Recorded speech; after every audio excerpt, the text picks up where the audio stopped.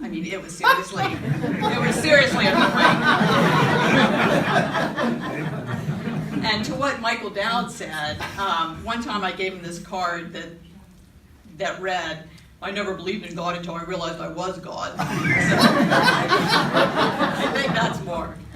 So, Marc had the moxie to believe that he could influence the direction of humanity, and he set himself to it. His politics, the Church of Reality, his blogs, the most dangerous mind on the internet, he called himself. I don't know about that, but he was the greatest example I've ever seen of how far a belief in oneself can take you. It's also admirable to me that his efforts to change the world were for what he believed to be for the betterment of all humanity, not for personal power or to fill his bank account. And his philosophies were inclusive. I didn't totally like his vision of the future. He thought that robots were the next evolutionary step of mankind, that humans would become obsolete. So you can see where growing up with Marc was pretty scary. First of all, he was weird. Amen, praise Darwin. He painted his room red. He didn't have handlebars on his bike, he had a steering wheel. He spent 2 years in the basement working on his first computer. In junior high school, Marc walked 500 miles in 2 months for reasons unknown to anyone except him. But he did get written up in the local newspaper for it, and he had a Venus flytrap, which was really cool for wheeling, and he had a telescope, and he grafted a pear branch onto an apple tree. When Marc was 12 years old, he planted 2 pine trees in front of our house that grew to 40 feet tall, which at the time seemed odd, a great leap toward the future for just a little kid. But then again, 7 months after his cancer diagnosis, he planted his vegetable garden in Gilroy. So in other words, he never stopped looking towards the future, and his positive outlook for the future was always amazing to me because we didn't come from the warm and fuzzy life. We had some big hurdles to overcome right from the beginning. And I believe that the starting point in your life matters when measuring life accomplishments. So to me, he, and I quote him here, did more in 1 lifetime than some people would do in 100 lifetimes is true. Marc took a lot of punches in life, but he never backed down from a fight. Really, he never backed down from a fight. We noticed.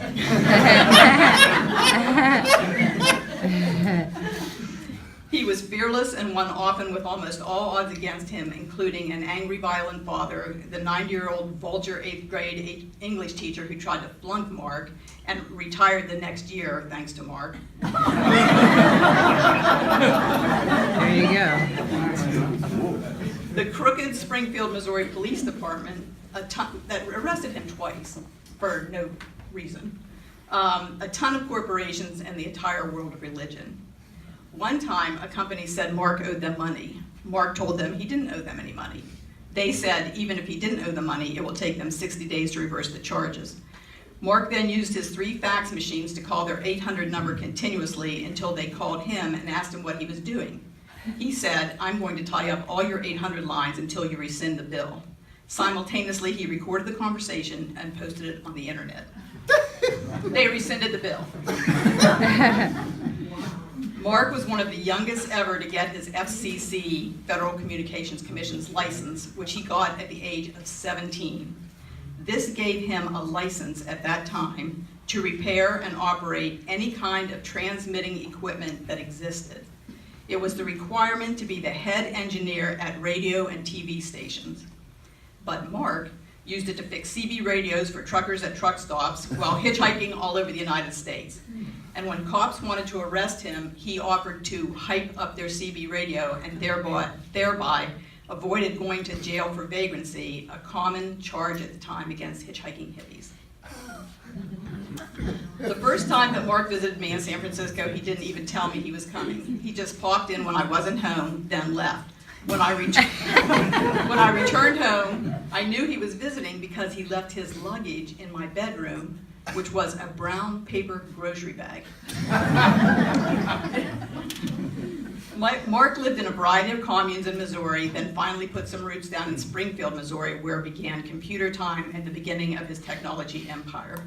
While living in Missouri, Mark ran for Congress as a Democrat in 1998 and ran for the Senate as a Republican in 2000, which cracks me up. I mean, how many people do that? When I asked him, he said he didn't even want the job. He just wanted to use the opportunity to get his views heard. Moxie.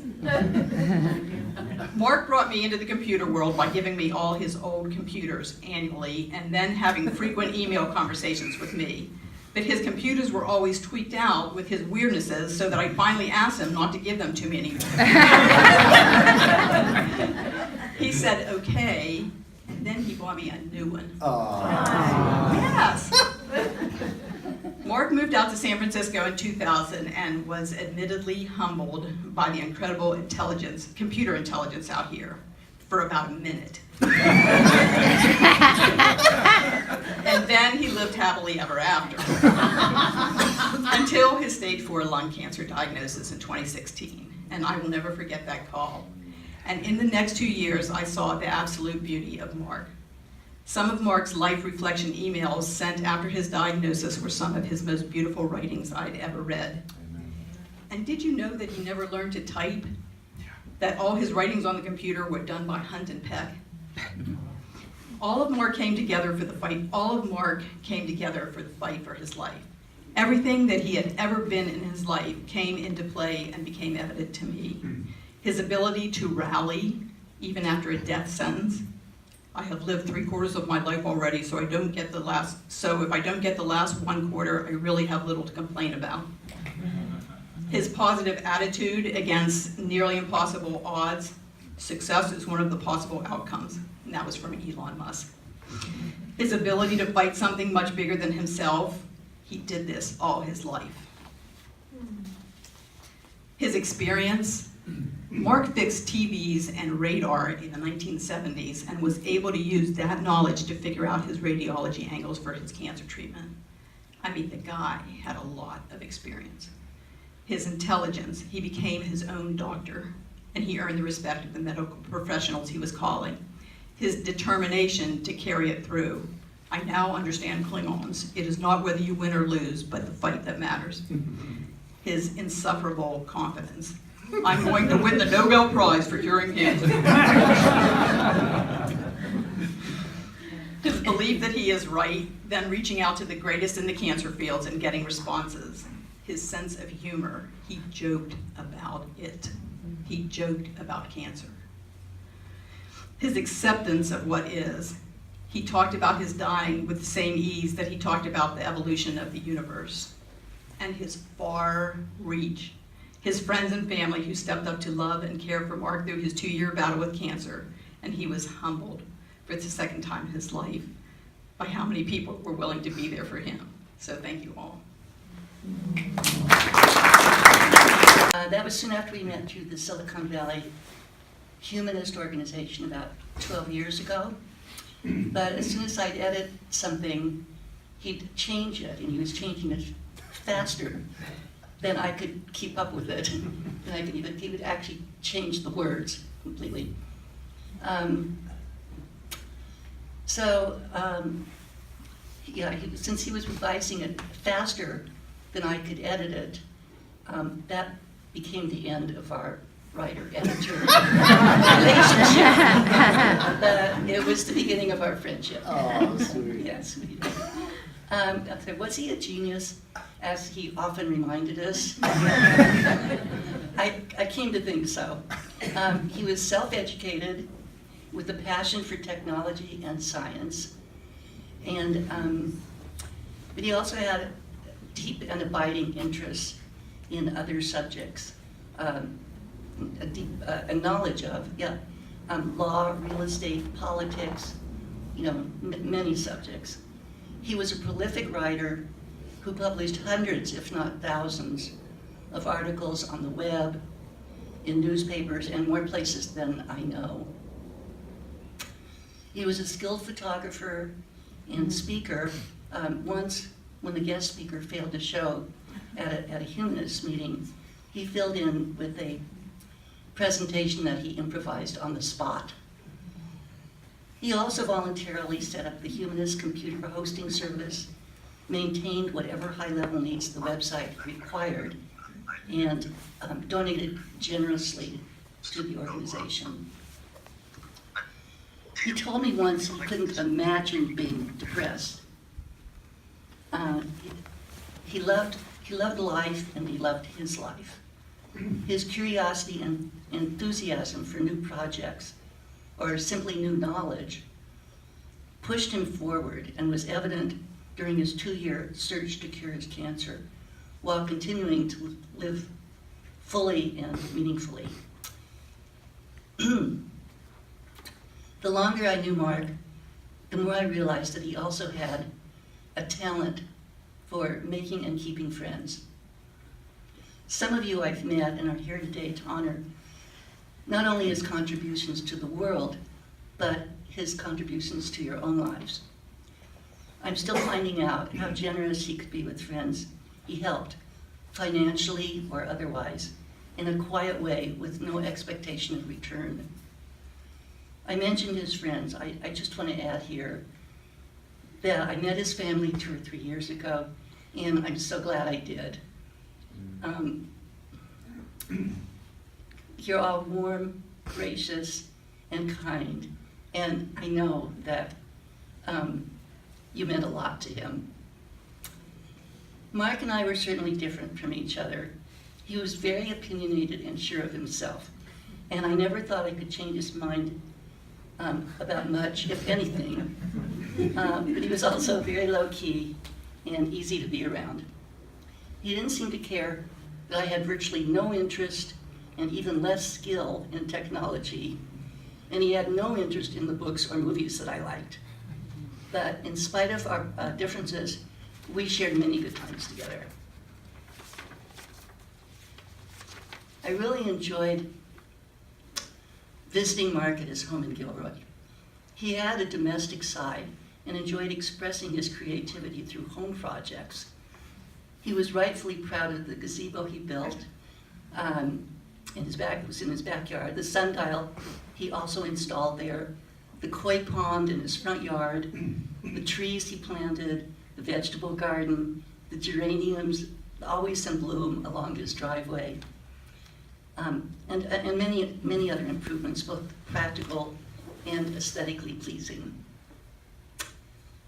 An especially noteworthy and very practical project was the air cooling system he had installed under his house.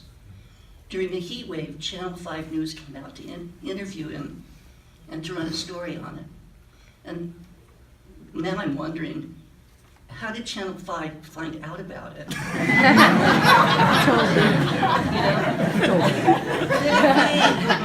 Could it be that Marc, conjured the story? Exactly. Okay. Marc and I both like movies, but not often the same movies. We watched all of West Wing together, he for the second time, and a lot of Judge Judy. He weighed in with whether Judge Judy was correctly applying the law. I watched some of Marc's favorite Star Trek episodes with him. And one year I successfully nudged him to come with me to the United Nations Film Festival. This didn't work out too well. The movie was about poverty in Haiti, and 10 minutes into it, he walked out. When he didn't come back, I called him. He told me that he didn't want to watch a movie about problems that technology would one day, probably soon, make obsolete, and that I should call him when the movie was over. Meanwhile, he'd stay where he was, Fry's Electronics.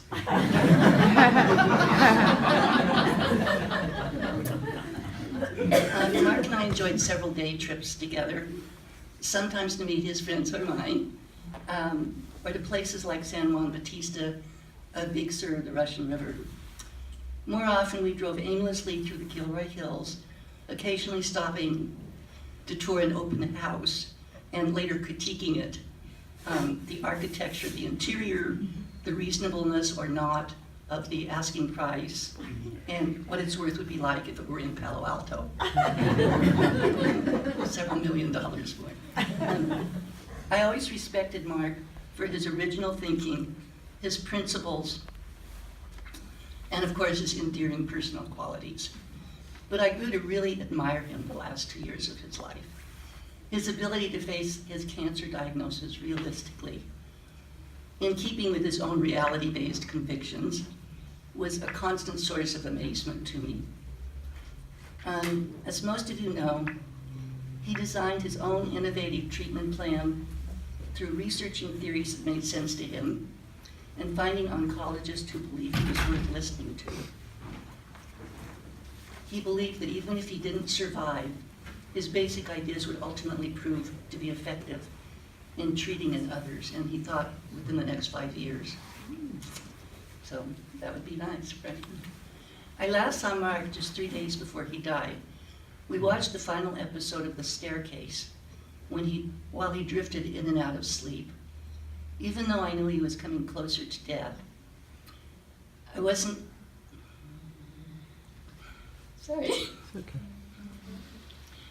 prepared for him to die.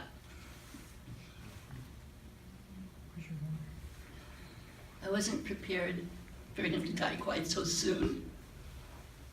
It's okay. It just seemed sudden. He remained close to his usual robust self for most of the 2 years he lived with his cancer. Maybe it was hard to imagine him actually dying, since in a way he was larger than life. He was an extraordinary, life-loving person who touched many lives in many ways, and I miss him. And he told me there was a bunch of old relays from pinball machines. And so I said, what are you going to do with those? And he said, I'm going to build a computer. What's this computer going to do? I asked. And he said, it's going to tell you any day of the week of any year, and it will tell you whether it's a leap year or not. Well, like Atia had said, he spent 2 years in the basement building this computer. And when it was done, he entered it in the West Liberty State Science Competition, and he won second place. His prize was a scholarship to West Liberty, which he turned down. We watched all the Apollo missions and the moon landings together. And one time when Dick Tracy was on, he said to me, as Dick was talking into his wrist phone, we're going to have those when we're adults. And now look, we have the Apple phone and other smart watches. He loves Star Trek. And when he played with Legos, he built very complex mazes, banks, and other structures. I remember him talking on the phone with a retired math professor that Mom had fixed him up with. They would talk for hours about math problems. And this drove Atia crazy because she couldn't talk to her friends. I merely went over to my friend's house, and if I needed to use a phone, I used theirs. What was astonishing about those conversations with that math teacher was that Marc never wrote anything down. He was doing all these advanced math problems in his head. After Marc became an adult, he moved to Missouri and opened Computer Time, where he built and sold computers. He realized early on that the hardware wasn't going to last, so he started to learn to code and came up with his software for the spam filtering that he's doing. He also ran for Congress, as Atia said, and came in second place. He was always on top of politics and was up to date with current affairs. I love the letters to the editor that he wrote, and I miss Marc. He also founded the Church of Reality, and after his divorce, he came out to California. He worked for IT for the Electronic Frontier Foundation, and settled into his house in Gilroy. After his diagnosis with lung cancer, he delved into the subject, researching the most recent breakthroughs and even going to a well-known cancer facility in Texas, where he started an experimental drug. His oncologist had to even get a special certification so that he could prescribe this drug to him. Then, in time, he came up with his own treatment, and that prolonged his life for another 16 months. He also proclaimed that, he found a cure for cancer, and that Hugh Jackman was going to play him in the movie that they were going to make for him. Well, I called him up, and during our chat, I said, Mark, Hugh isn't the right actor for you. It's more like Danny DeVito. Well, we had a good laugh about that. And Mark had a very dry sense of humor, as you know. He was kind, loving, generous, and lived life his way. Life should not be a journey to the grave with the intention of arriving safely in a pretty and well-preserved body, but rather to skid in broadside in a cloud of smoke, proclaiming, thoroughly used up, totally worn out, and loudly proclaiming, wow, what a ride. Yeah.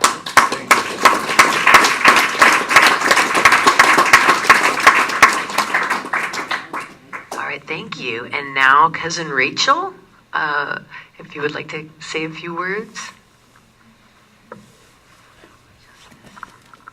My family knows me as a crier, so you just have to hang with me. Mark is a first cousin once removed. I had the incredible blessing, thanks to Roy, of having a random occurrence in my adult life where I got connected with this Perkel side of the family. Roy and I were working at the same company. They mixed up paychecks. We finally called each other, and then we started to figure out if we actually knew each other, since we were two R. Perkels. And we realized that our fathers were first cousins. And anyway, so it gave me an opportunity to get to know and love family in California. I'm from the East Coast. And some period of time after I'd met first Roy and then Atia, Mark moved to California. And he was just a really unusual person. I'm a conformist, and it was just extraordinary to get to know Mark. And he was always so generous with his time, and he didn't ever judge me, and I really appreciated that because we were so different from each other. We just built a connection over time through family events and weddings and things like that. My wedding, and where Mark was the most special in my life was when I had children. My two children are here today, and even from the earliest age, he loved photography, and he took beautiful pictures of my children. And I remember he would always come around and follow them with his camera, and it was just incredible. And he showed up. He showed up at life events. He showed up whenever we called and asked. He showed up, and we just always felt close to Mark in our family. And he, very early in the life of my son, recognized a kindred spirit, and really took my son Aaron under his wings, and gave Aaron his first snap kit. Aaron, my son, loves engineering and is a self-learner like Mark. I do believe there's some Perkel genetic connection there. I know there is. And really just took Aaron under his wings and was always a mentor and somebody especially connected to Aaron. And it went from snap kits to, I don't know, apple pies. I don't even keep track of where it went technologically from there. And the benefits of Android and Java. Yeah, I'm the mother. I'm not a technologist.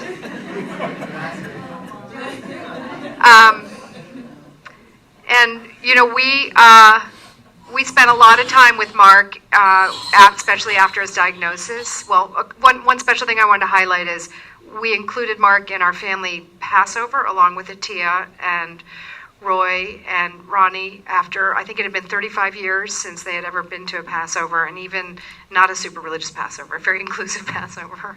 And we loved the conversation we had at Passover, and he came for many years. He didn't miss one, actually. Once we got him in the fold on Passover, and Marion joined us a couple times too. Once we got him in the fold, he had it on his calendar. He was going to be there. He was going to bring, I don't know, ratatouille, or I don't remember what he brought the last time. Anyway, and he loved it, and he was a great, had many interesting things to say, because we like to have interesting conversations at Passover and not just follow it's an intellectual Passover, and I don't know, won't be the same without him. And after he was diagnosed, I was so impressed with Mark. He actually was able to find the PhD people at Varian who actually created the radiology equipment that was used for the upscopal effect, and I remember just having a chance to see some of the correspondence he had, and it just blew me away. And you know, he almost had me believing that he could live forever too, because he was so committed and smart and wonderful, and he was somebody who truly enjoyed life, and he was so positive about the future. And that was one thing about Mark that I will always miss, is that he really believed the future is better. And so any of us who tend towards cynical, such as myself, love that kind of spirit in our lives. We had the opportunity to watch a lot of Star Trek with him, and in his last 2 years, we spent a lot of time with him, and it was just really special. And even though we were incredibly different people from really different sides of the family, he's somebody that we just love deeply and meant so much to our family. So really miss him. We really will miss him. We miss him now. We'll miss him a lot, but he was a great light in our lives, and we'll always treasure that. Thank you.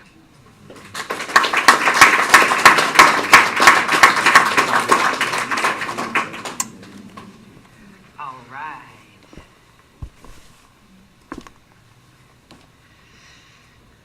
All right.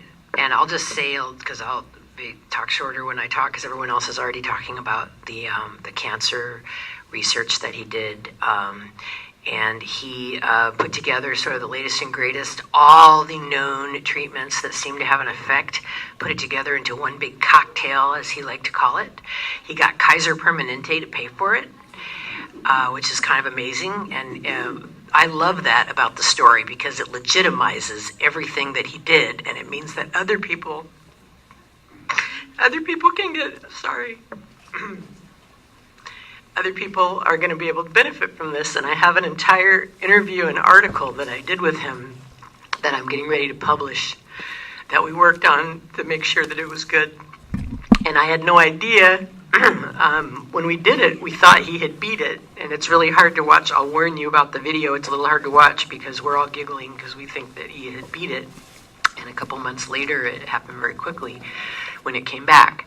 But there will be an article, and I'll be sending it to everybody that on the list, whether you came to the event or not today. I'll be sending it out to everybody. So I just want you to know you'll be able to find out exactly what we're talking about with this treatment, and hopefully you can help us spread the word about it. Okay, great. So next up, we have Cindy Kahn from the Electronic Frontier Foundation.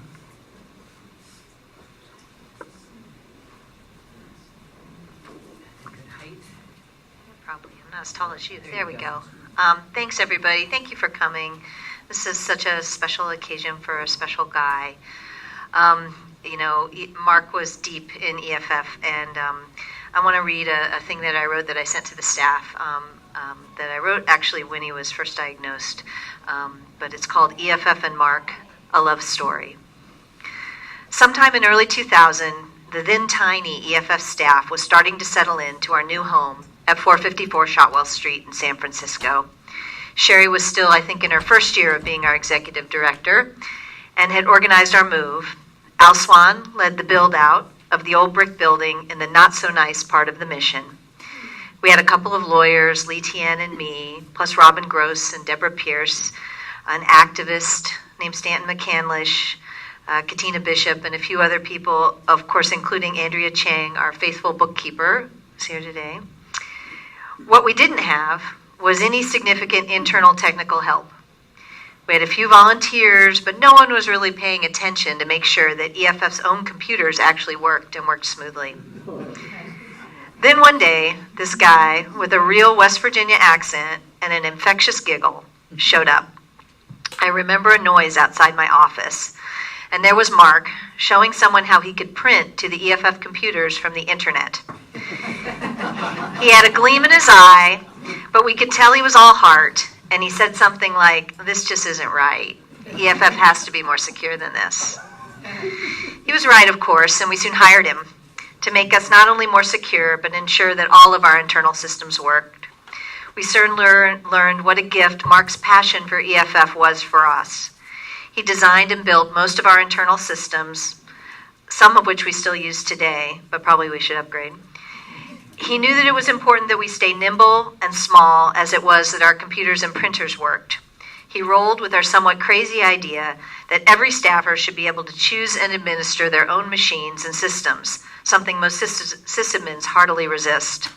As a result, he had to make sure that our Linux purists, our Mac lovers, our user of Word documents, and even a Windows box or two could all communicate smoothly together.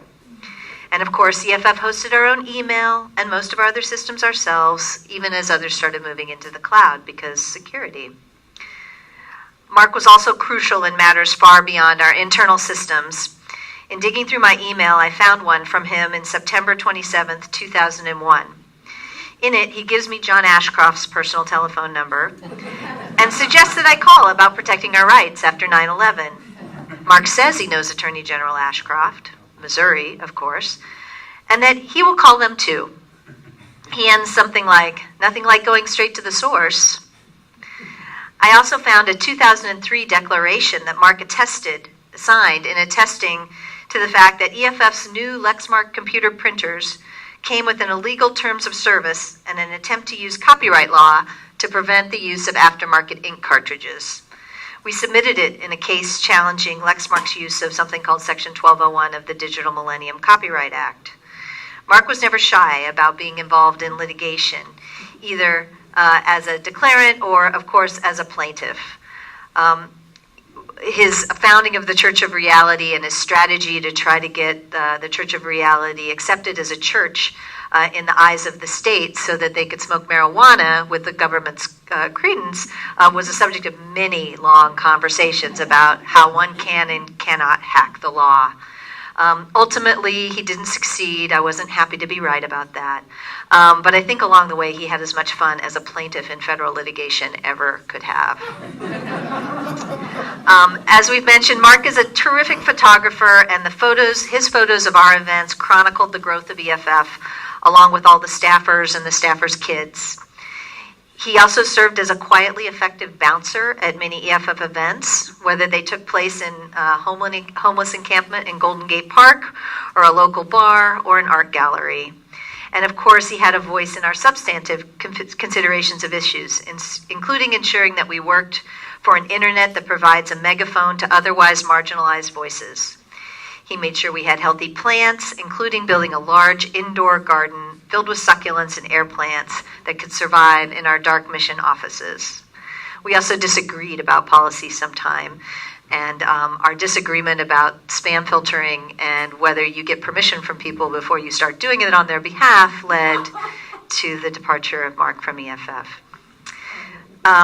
Mark has also the distinction of being the first and so far the only EFFer I had to help get out of jail.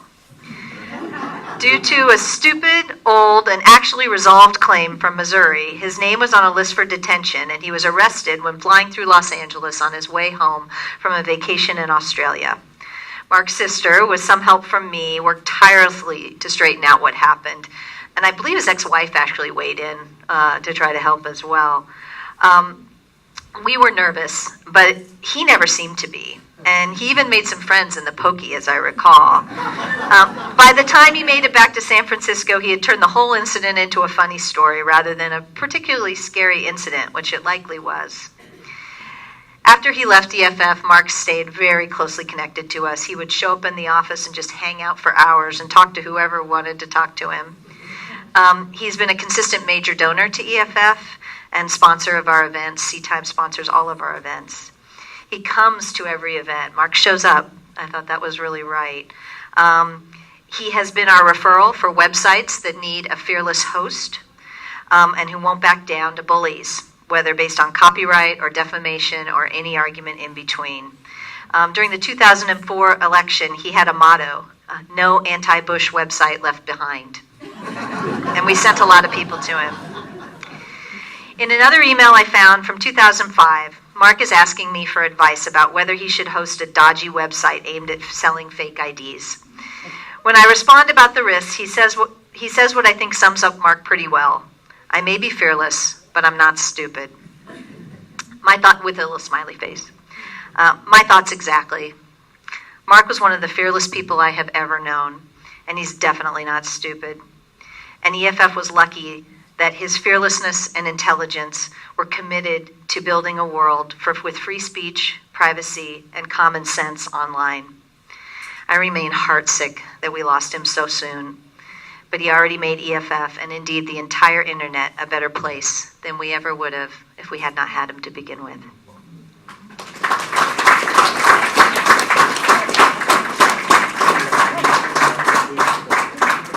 So I just wanted to let you all know that Marc only worked for 3 people in his whole life.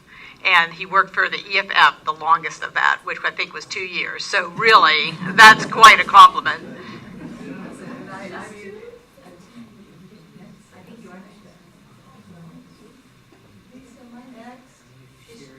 Yes, Sherry is next. Sorry, I was just looking at the schedule. Yeah, and next is Sherry Steele, who was so you just heard from Cindy, who is the current executive director for the Electronic Frontier Foundation. And this is Sherry Steele, who was the executive director since its inception. And no? Oops, never mind. The one before Cindy for many years. That's correct. It was amazing to watch the EFF grow from its little danky near the mission spot to the incredible organization that it is today with 3 floors of people and just getting so much done. And so it's really amazing, Cindy and Sherry both. And Marc spoke of both of you very highly. Every time he came up, it was just the latest amazing thing that they had done. And so I was really thrilled that both of them could be here today. All right, here's Sherry. So one of the incredible testaments to Marc is that he spoke very highly, because I fired him, and that to me is like I want to spend. The reason why I wanted to go next was because Cindy said a really great little framework, but I wanted to tell you how I met him, how he actually got connected to EFF, and then how he no longer was working for EFF, but still was there, was ever present. So I had been a staff attorney with EFF working remotely. But EFF had been in Washington, D.C., and when I got the executive director job in 2000, I moved out to San Francisco, and it happened to be just about the same time that Marc was moving out to San Francisco. And he contacted me when he got here and said, I got a bunch of equipment. I just moved here, I'm putting it into storage, and I don't want to keep it in storage. I'd love to give it to you. And I'm like, well, I don't really know what we have yet. I'm still trying to, he goes, I want to give this to you. You need to meet me out at my storage thing and take this equipment. Like, it's printers and it's things. And I'm like, okay. And so I got my husband, we had a pickup truck. We picked up this stuff and met him for the first time. Quirky, on top of things, still kind of odd, trying to figure this guy out. And he says to me, you know, I've been looking at EFF systems, and it really seems like no one's really paying attention to them. So I said, well, you know, it's interesting that you say that. A couple of months ago, we had an incident with our sysadmin at the time, and EFF.org went down, which is not okay. EFF.org at the time was one of the most frequented sites on the internet, and so it went completely down because the sysadmin had done ridiculously bad things. And so he got fired, and we had a volunteer out in the East Bay who was keeping the lights on, basically, just keeping things running, and that's all that he was doing, nothing more. And so Mark says, I'd really love to dig in and help you and figure out what's going on. And I'm like, who is this guy? And I thought, well, he seems like he's going to be helpful. I thought, okay, well, you can take a look. He comes in and he says, I got a lot of ideas for this. I would like to be your sysadmin, but I don't. You don't need to pay me. I'll just volunteer and be your sysadmin and get things all up and running. But when you get enough of a budget to be able to pay, just pay me whatever you would pay a sysadmin. I'm not doing this for the money. I'm doing this because I really want to make this better. And I was like, great. And he just started coming in every day, and he was our sysadmin. And that's kind of how Mark got the job. So during this time, Mark was starting to experiment with spam filtering. It became a big part of who he was. He felt very strongly. At the time, spam wasn't even a thing because nobody was doing that. No one figured out that you could exploit email addresses in order to market to them. But we could all see it coming because there were the first inklings of it. And so he was on top of it from the very beginning. He wanted to do spam filtering. So at the systems level, basically there are two places. In fact, here I am. I'm so not technical, but there are at least two places that you can filter spam. One of them is at the server level when things first come into the server, and another one is at the client level, at your individual computer. Mark insisted that we should be, especially at EFF where we had email addresses that were around for a long time and there was a lot of spam coming in, that we should be filtering it at the server level. And he was doing all sorts of experimentation with his filtering, and some of it was more successful than others. And unfortunately, sometimes very important legal communications that our lawyers needed to get were getting filtered. And that was completely unacceptable. And so we told him, no, we need to be doing it at the client level. Maybe there are some individuals here that you can do it at the server level for them, but you can't do it for the entire organization because the lawyers need to be able to do this. And he fought with us. He fought tooth and nails with us. Cindy, I can't even tell you. You know Mark. He know what he knows. He knew what he knew. He was the smartest guy in the room. And so we finally said, no, we're telling you, this is the rule. It's got to be at client level for us. And he didn't do it. He didn't listen to us. And all of a sudden, there was a very important communication that the lawyers needed. It did not come in. We figured out he had filtered it. He made it right. He got the communication. And Cindy the two of them just really, really had it out. And Mark contacts me and says, I'm not coming in today. And I was like, okay, because Cindy, I had already heard from Cindy. I already knew what was going on. I was like, it's probably better that you calm down. Don't come in today. About less than an hour later, I receive in my email a picture of Mark giving me the finger. There was no text at all. Just a photo of him with the finger. Now, it was two fingers. It was two fingers. And I tried keeping that photo and moving from computer to computer. I somehow lost it. Andrea's telling me she actually has a copy of the photo, which I would have brought if I had realized. I didn't know until today that she has a copy of it because I had to share it with people because, what? The next day, he comes in and he shows up at my office, and I say, oh no. No, and I fired him. And to Mark's credit, he packed up his stuff and he left, of course, but he showed up at all the parties. And he not only showed up at all the parties, he showed up to, as Cindy mentioned, to plant plants in our office, to help us with all sorts of things, and he became a major donor. Like, he was there for us through the years, in fact, so much through the years that I'm sure there are EFF people here who didn't know I ever fired him because it was so not consistent with the behaviors that he was engaging in. That was Marc. And Marc and I remained friends up until when he died. I talked to him just a few days, the week before he died, and it was clear that he was very, very sick at the time. But I want to share with you my last time that I saw Marc, and oddly enough, it was at John Perry Barlow's memorial service. I was talking to him. I asked him if he was going to be going to the service, and he said he wasn't sure. He goes, "Are you coming in town for it?" And I said, "Yeah, I live in Seattle now." And he said, "Well, that would be great. I would love to see you." So I said, "Well, why don't you come in early? We can go to breakfast. We can hang out until the service." So he did. He got there super early. We went out to breakfast. I'm staying in the same hotel where we had breakfast, and I had breakfast there this morning, and it's been kind of, I don't know, it's been good because I've been thinking about him a lot. And then after breakfast, we walked around Chinatown. We had a bunch of time, and he'd never been to the top of Coit Tower. And I was like, "Are you sure you want to do that? You have lung cancer." And he said, "No, I feel great. I want to do it. Let's do it." We climbed to Coit Tower. He told all sorts of stories as we were doing it, and then before we got to the memorial, I said, I was a speaker. I said, "I know I'm going to get sucked into this. I'm probably not going to be able to see you once we get there." And he's like, "That's fine. Like, I know, I get it. It's fine."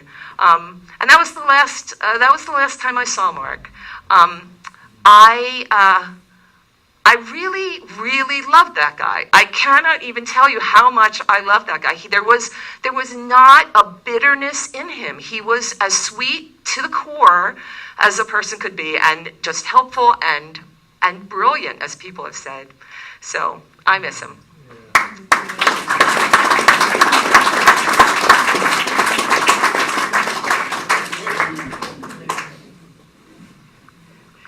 Okay, great. I'm going to say just a few words.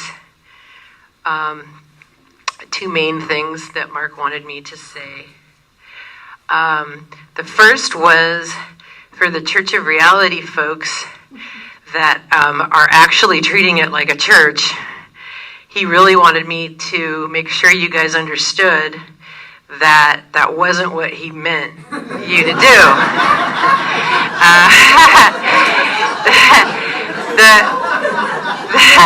The Church of Reality was just a crutch, his words, a crutch for those that needed religion, some kind of religion in their life. And there's lots of different reasons why we know now that people, that a lot of times if they're raised with it, or it doesn't even mean that, but I mean, it's not necessarily that, but for different reasons, some people function better that way, and it feels right to them. And those people that needed that, he was offering reality as their system of belief. But he didn't, it was really supposed to be a sort of a temporary thing, and hopefully reality itself would be what you would embrace eventually. So he wanted me to make sure that I made that clear today, since he didn't have a chance to explain it anymore. And we had I know I was able to say it real quick right then, because I made him give me something concise that I could say to people. But we talked about it for hours before I really understood exactly when we came up with this crutch thing. And I know crutch can be seen as a negative metaphor, but that's not what we meant. We meant literally just a little help until you were ready to sort of just deal with reality itself. And the other thing is he saved my friend Angel Rach's life. Angel Rach was the client in the Rach versus Gonzalez case that put medical marijuana in front of the Supreme Court and made the feds stop going after patients many years ago. And she has a brain tumor, and she was very sick, mainly because she was very stressed out from having to deal with the day-to-day things of life, like everybody, and having the brain tumor. And we really thought that was the problem. And we weren't sure if it was the tumor that was making her sick or if it was the stress that was adding to it. And so Mark helped me remove the stress part by paying for everything she needed for, man, at least a year and a half or 2 years or more. It's thousands and thousands of dollars. And it was just her necessities every month, but she didn't die. We weren't sure if it was just going to be for the rest of her short life, which was kind of what we thought when he agreed to do it.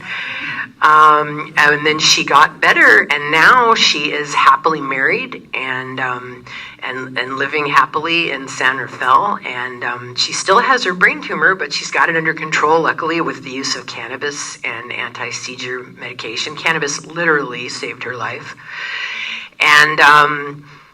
And he helped me save my friend's life. So that was pretty important. So I could see Mark meant a lot to me, even when we had discussions about things that we disagreed about, or when it was really funny. For instance, we talked a lot about gender and transgender issues because I was working with Chelsea Manning, trying to secure her release from prison. And Mark didn't like being called a cisgen male. He didn't like being labeled, he said, which I thought was really funny because, the people in the mainstream are happy with labeling everyone else all the time, but it was kind of funny when they had a label, he didn't like it, and we could still talk about that and get further into the conversation, and he was still very helpful, whether or not we agreed. In fact, sometimes because we didn't agree, he helped me refine my position more so that it would be more palatable to those who didn't agree. Because a lot of the work I do, I'm trying to win people over all the time into sort of like coming out of the dark side and coming into the light. And you can't start off with just saying somebody's wrong. It works out a lot better if you try to find the things that you have in common and take it from there. So that's it. I just wanted to let you know those very important things about Mark. He is literally a lifesaver. He didn't just extend his own life. He was into saving the lives of others. And I'm not sure what. Yeah. No, I'm not sure. You're raising your hand, sir. Okay, we're going to let people talk at the end if they're not on the list. Okay, no problem.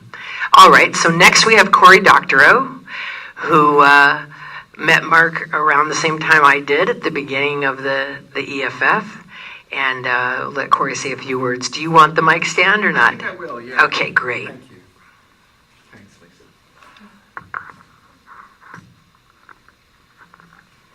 So I didn't know what I was going to say today, but listening to the earlier speakers really clarified it for me. And what it made me realize is that Mark was a man of his time, which is to say that he was both weird and brilliant.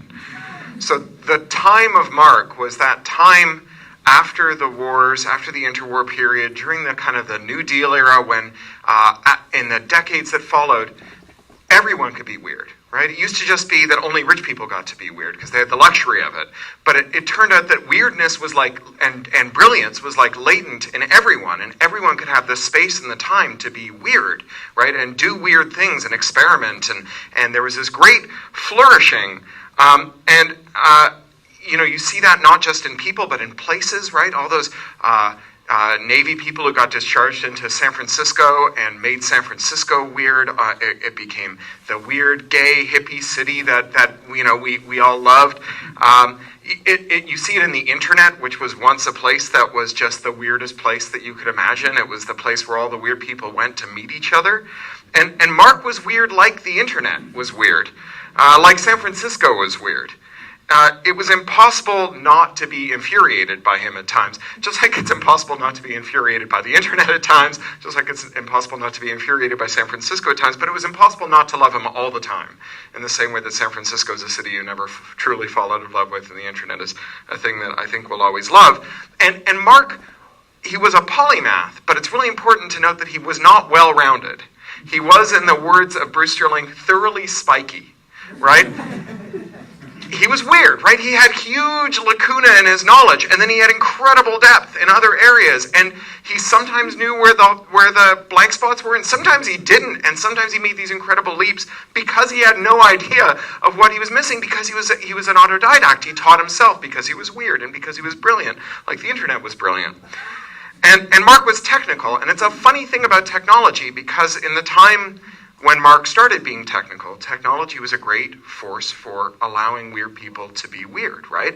It let a brilliant kid get pulled over by the cops for vagrancy, offer to fix their CB radios, and walk away scot-free, right? That was what technology used to do. Today, what technology does is takes the kid who the local corrupt cop busts and puts them in a national database, and that record is there forever, and any interaction you have with law enforcement thereafter does not start with you fixing their CB radios. It starts with them asking you about that bust that you got when you were a kid from that local crooked cop. And so the technology has become a force now for crushing the weirdness out of us. And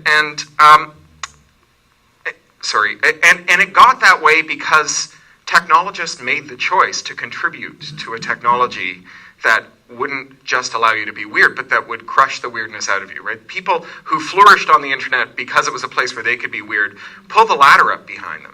And Marc was never one of those people who pulled the ladder up behind him. He could have gotten a job in San Francisco working for a lot of money, because they'll hire weird technologists in San Francisco because they need technologists more than they need people who are straight in technology in San Francisco, because there's a huge labor shortage. And he didn't do it because he knew that it would mean pulling the ladder up behind him.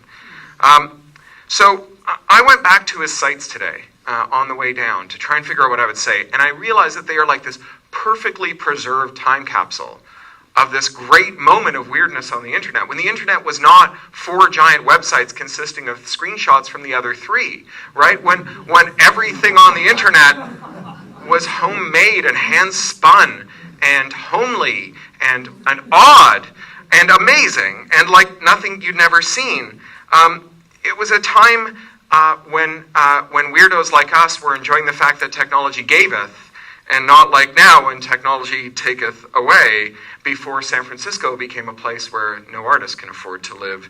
Back when Fry's was the kind of wonderland that you could go and spend 90 minutes in while your friend insisted on watching a movie about Haitian poverty. And the thing is, we can make it weird again, right? What was once done can be done again. Those forces are still around. As we learned after the war and during that great flowering of weirdness, weirdness is here. It's just not evenly distributed, right? There's weirdness available in great abundance for all of us. And so Marc is a perpetual reminder that being well-rounded is overrated, that well-rounded people, time just moves on past them because they've got such a smooth surface. And spiky people are the people that things stick to, the people who stop things, the people who can make a difference. So, you know, in Marc's memory, maybe we can commit ourselves to being thoroughly spiky and a little weirder. Thank you.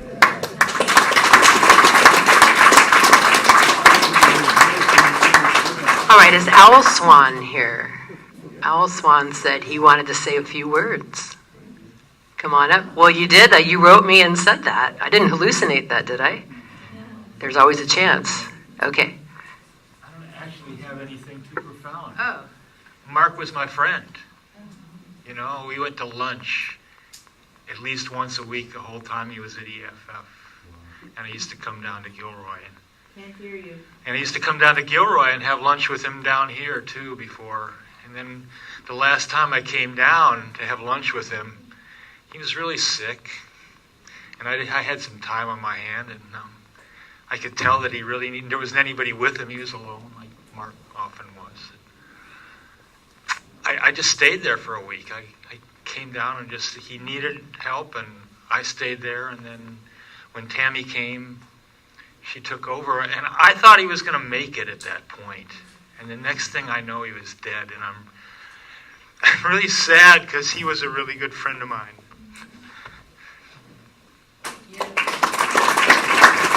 Mark Thomas and Judy Bannister, I didn't get a chance to meet you, but are you here to talk? You said you wanted to talk?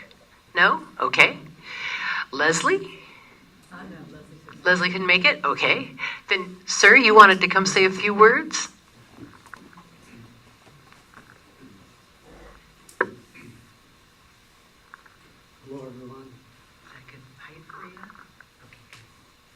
Mark was a member or attended our cancer support group each week, and there's 3 of us here. My wife was sitting back there, and friend Irene.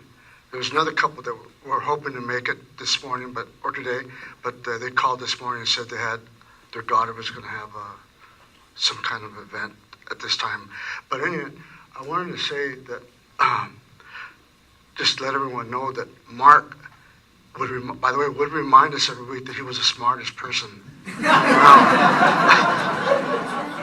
And he would back that up by saying he would devise his own treatment and tell the doctors what he wanted done to him and devise the treatment like radiation.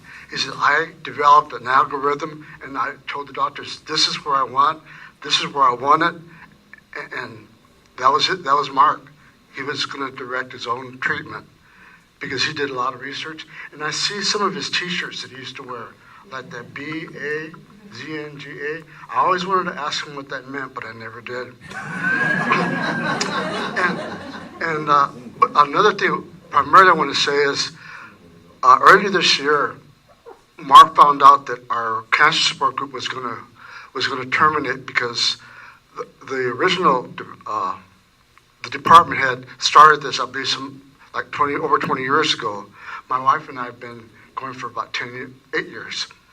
But when Mark found out that the person that was running it, a nurse practitioner, was going to retire, and that was going to be the end of our cancer support group, he told us he went to the department head and insisted that they continue that program, which they're still doing, thanks to Mark. I wanted to say something else. Mark not only was concerned about himself, he would always doing research and trying to find treatments that would help him. But I asked him one time, or he shared with me a thought that towards the end, when he thought he had a beat, because he told everybody, I'm going to beat this cancer. And he found that it come back. It started in his lungs, I believe, and he was starting to have pain in the back somewhere in his back. It was very painful. But he told me, he says, I made a mistake.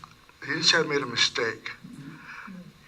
He was saying, it was my choice. I wish I could remember the word he used.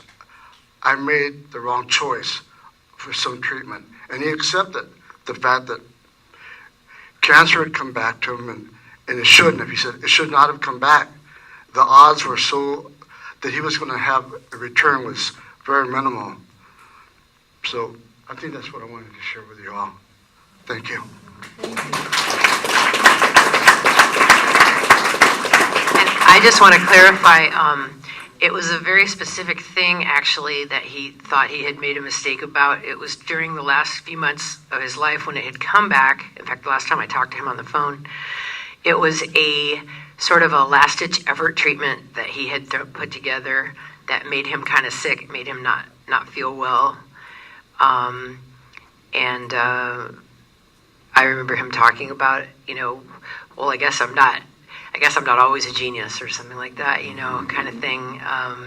But it came back very quickly, if I understand correctly. But his abscopal effect, he was very, very adamant about, and he even has a wiki about this, both the immunosuppressant drugs that he took and the radiation treatment that he came up with. He's got a wiki about both of them. And one of the pages is Nobel Prize, ?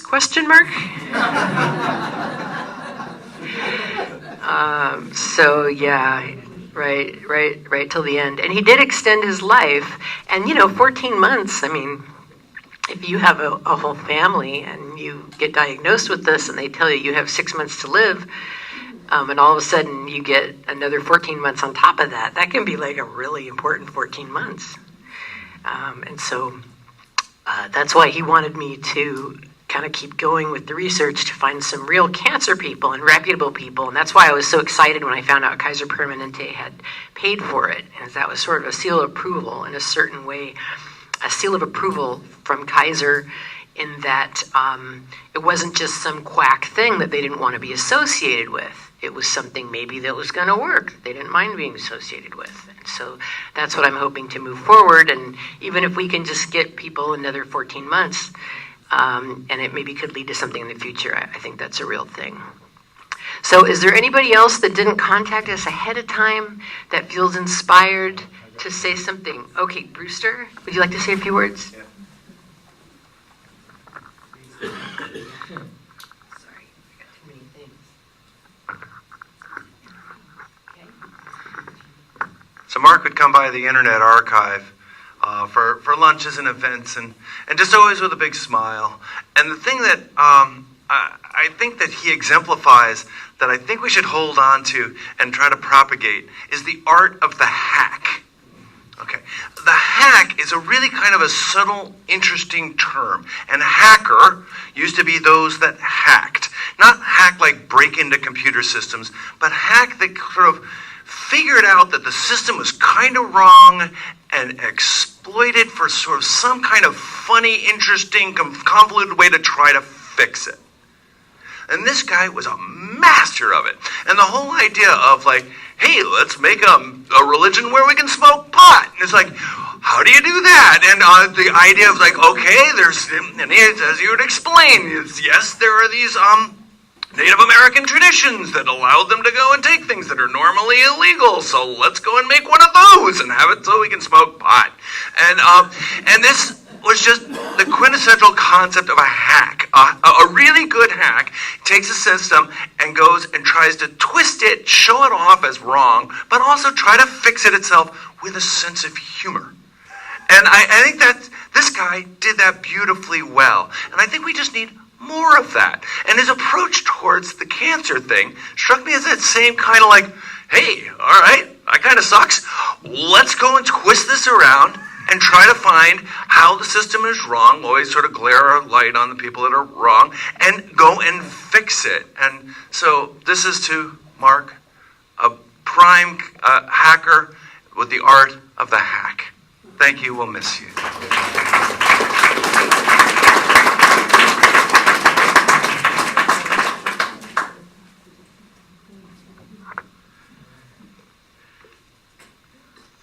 So the person in Mark's last weeks and months, I think, that played the most intimate, supportive role was Tammy Talpas. And Tammy wasn't able to be here, but she sent this via email and Marion was going to read it, but her voice was starting to go out, so I offered to read this. Mark was an engineer, first and foremost. He loved fixing things, and that included people like me, she said. Trust me when I tell you there is nothing unique about me. I don't bring out the hero in people, how I wish I did. It's just that he couldn't resist repairing broken stuff. When we met in the last century, Mark was the amplifier of the nation, Netroots Nation. He was the hub of a social network of his own creation, before social network was even a phrase in our lexicon. He took many small voices crying out in obscurity under his cyber wings and made us a noisy national digital political choir. He never asked for anything in return, and he would get grouchy if you were too persistent in your thank yous. After he was diagnosed with lung cancer, he set about fixing me, and by that I mean saving my life, literally. By then I had put two and two together. I was convinced I wasn't the first. I also knew to be careful about praising him, so I asked what I could do to show him my gratitude. As with every generous thing that he ever did for me, he told me to pay it forward. The day came when I finally got my chance to make my gratitude real. He asked me to spend the end of his life with him, and I did. My suspicions were confirmed. I was not the only one he had saved, not by a long shot. Many called and emailed and visited, but all over this planet are people just like us, the Fixed by Marc Perkel extended family. I loved him for a long time before I found this out. I admire him more than you can imagine now that I have found that out. Marc was singular. He gave in secrecy. No one knew what he did for me unless and until I told them. And I am telling you now, I am alive today because of the man that you are honoring today. Thank you, Tammy.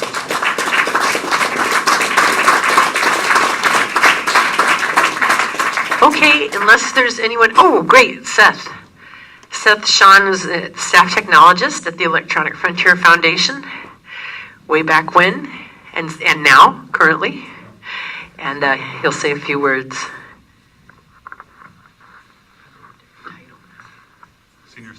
Senior staff technologist. That means old. Yeah, I'm getting gray hairs in my beard. When I met Marc, I sure didn't have any. Maybe I'll hold this. Yeah, just hold it. Yeah.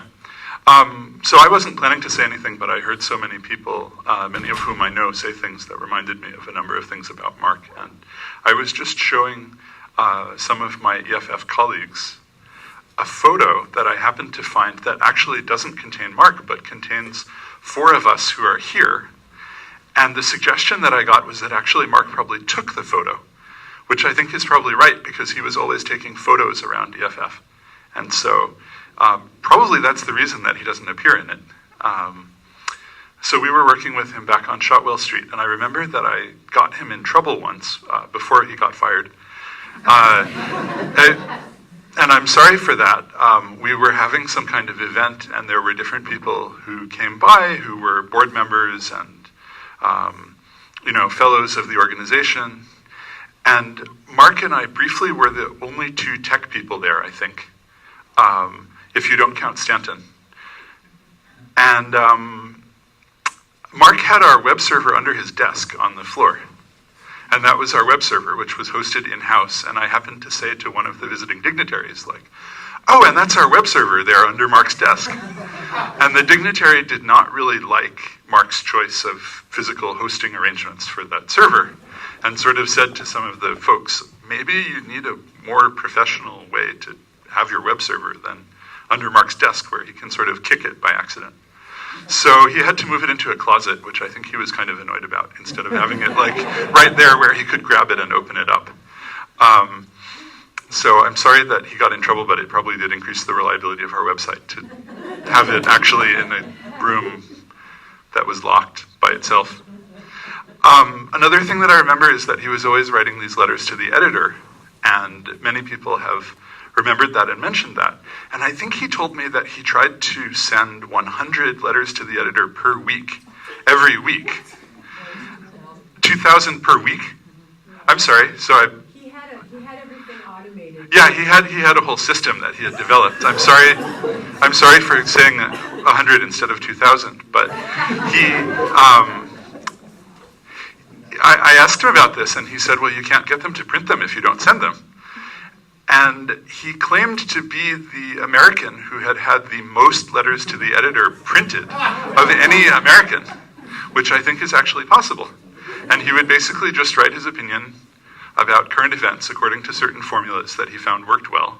And he had this huge list of newspaper editors, and he would send these out to the whole list, and many of them would print them. And it didn't necessarily matter that he didn't actually live where their newspaper was from or anything. They're like, okay, this is a good, interesting letter, we'll run it. So he may actually still hold that record. I think it's quite possible that he's had more letters to the editor printed than anyone else. I was also recalling that he had his own hosting business with the junk email filter, but also with web hosting. And I think that EFF would often send people to him if they had some controversial thing and they had gotten kicked off of some other hosting. And the EFF would say, oh, you could try this guy, he's willing to host a lot of stuff. And I remember once that I figured out that a very, very famous federal judge and some super, super controversial site were actually on the same server that was Marc's server, because for various reasons they had both gotten referrals to him. And they had their email and their websites on this machine that was Marc's machine. And I thought, like, I'm not going to tell the judge what else is on this same server. You know, good for you, Mark. You got a pretty eclectic mix of clients here. I hope nobody ever notices that these are on the same server. Better that way, probably.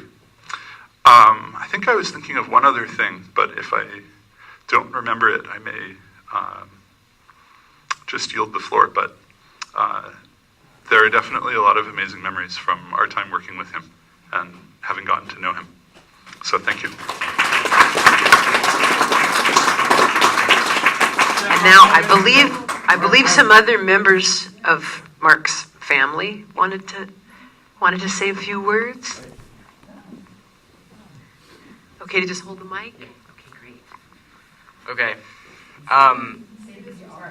So I'm Aaron, and I'm Abby. And we're lucky enough to be second cousins of Mark. And we're the sons and daughters of the two amazing parents right there. So I just wanted to share a few memories from my time with Mark.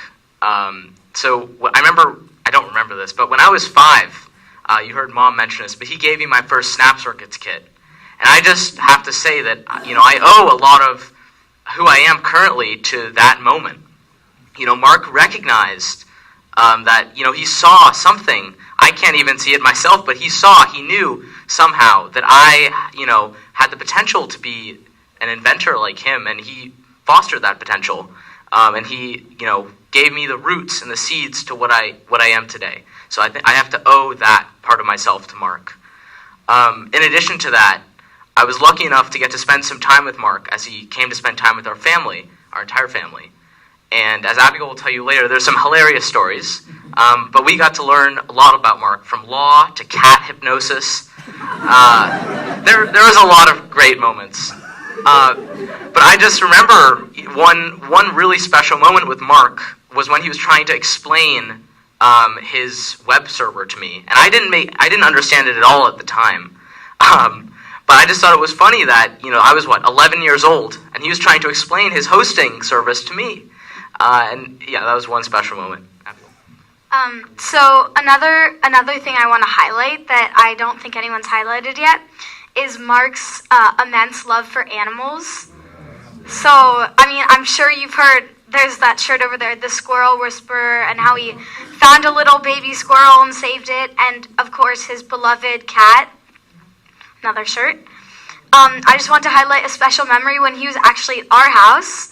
We have 2 cats. One is a huge Maine Coon named Fluffy, and I remember just following up on Aaron's cat hypnosis thing earlier. He picked Fluffy up and crossed his arms and just rubbed his belly, and it was just so sweet to see them bonding. And I also have a great love for animals, and I think that's one thing that we share. And I really, really missed Mark at my bat mitzvah a couple weeks ago. Yeah. So we all know that everyone had these special moments with Mark, so thank you.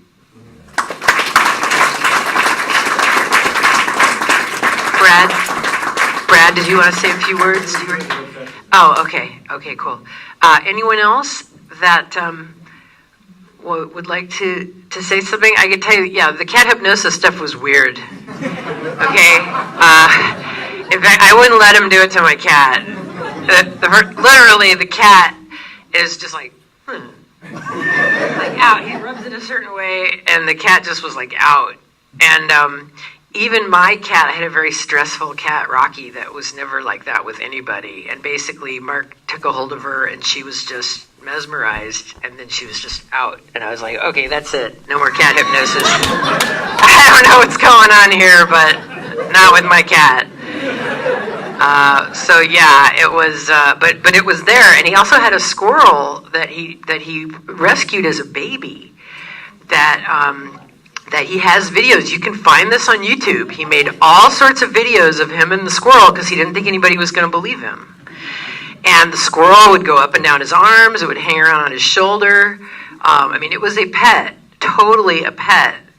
And when I was feeding squirrels a little later, I called him up and got advice. about, so they would stay around until they would get to be a certain age and something would go off in their brain and they were sort of like their teenage years or something, and all of a sudden they were there. Mark thought he was just being nice, kind of hanging around to make them feel better, but he always acted like, he had a date he had to go to or something. And so finally the squirrel started staying there just a couple nights a week. And then I think Mark made him a little house, and he was there for a while. And then he had a family, and brought the family by one time at least that I know of. So basically he was always pushing the boundaries, of what was commonly believed and giving it a try and seeing what was going. I think Brewster said it best about the hacking mentality, like Benjamin Franklin or Leonardo da Vinci, some of the most famous, brilliant hackers of our time. He was always just trying to make things better and push it further, and then telling everybody about what he had figured out, And he loved YouTube because he could prove it. He could put it up there. So I don't think anyone else is going to talk. Michael's going to say a few words before we close. Oh, yes, and I should let everybody know that there is at Riposado, which is just 5 minutes away, and I've made a little map at video.lisarine.com/ just after, the word after. And there's a PDF with a little map of how to get there. And there is a place that we're going afterwards if people want to keep talking. All right, here's Michael. One of the things that I admired most about Mark was his commitment to legacy. And yesterday, Lisa had me watch a movie, The Internet's Own Boy, on Aaron Schwartz. And one of the lines at the very end of that movie so matched my experience of Mark. It was almost like it was a stereo. It wasn't the exact same, but it came in two different forms so that I had a depth experience that I hadn't had before. And it was basically, I think if Mark were to, I'm not meaning this in any woo-woo kind of way, but if Mark were to speak through me right now, I think what it might be would be, as he considered the sacred direction. He had the sacred this, the sacred that, the sacred all kinds of stuff in the Church of Reality. The sacred direction was the future. And the thought form is, what is it that you can do to contribute to a better future at any scale, And then if you're not doing that, what could support you in doing that? He was always about, as Aaron was, calling people and calling themselves to in some way contribute to a better world, a better future.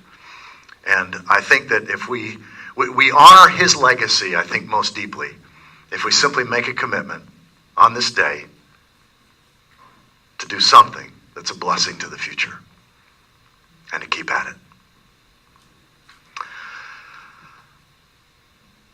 Praise Darwin. So there's more food, there's more refreshments. We'll be meeting in the next, we need to be out of here at 5, so we've got plenty of time. There's no rush. What's that?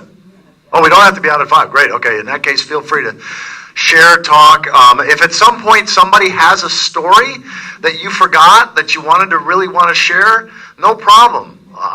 We can just, give you the mic. Pick up the mic. Yes. Sure.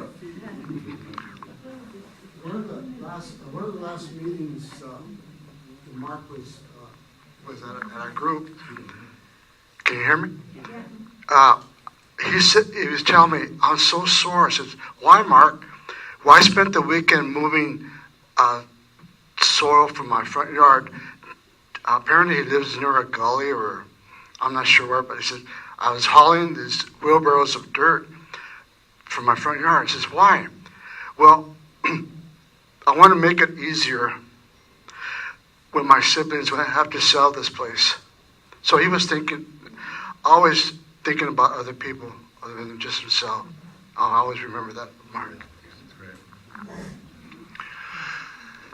I'd like to honor Mark in a closing quote from somebody that he read that we shared at admiration of. Loyal Rue is one of the leading philosophers of religion in the world, in the English-speaking world. And he's written a number of books. One of them is Religion is Not About God. And what he means in that book is that religion is about our relationship to reality. And yes, reality has been personified as the various gods and goddesses in various cultures all over the world. But if religion's doing its job, which unfortunately it's so often not, but when religion's doing its job, it's to help us live in right relationship to what's fundamentally, undeniably, and inescapably real. And so this quote, really, Mark and I both love this, and I want to conclude with this quote from Loyal Rue. The most profound insight in the history of humankind is that we should seek to live in accord with reality. Indeed, living in harmony with reality may be accepted as a formal definition of wisdom. If we live at odds with reality, foolishly, we will be doomed. But if we live in proper relationship with reality, wisely, we can be saved. And that's what Mark dedicated his life to. And I honor you, Mark.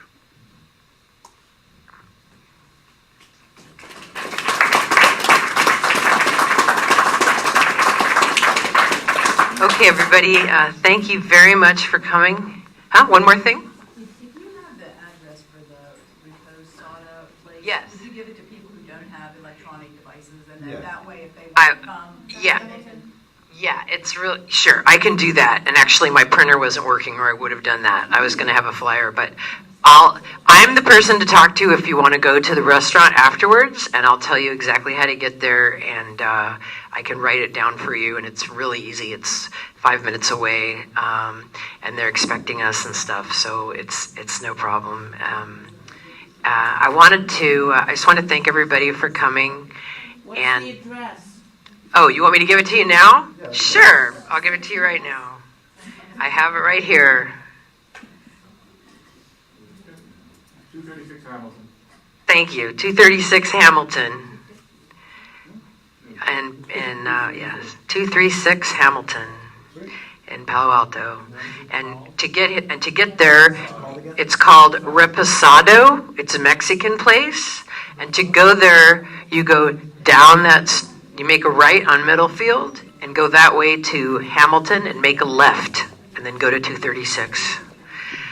Okay, so everybody, thank you very much. Those of you listening, hey, really, thank you. Yeah, Mark wanted me to put this together for him, and he said, hey, it's like no pressure. I just want it to be as close to the thing they did for John Perry Barlow as you can.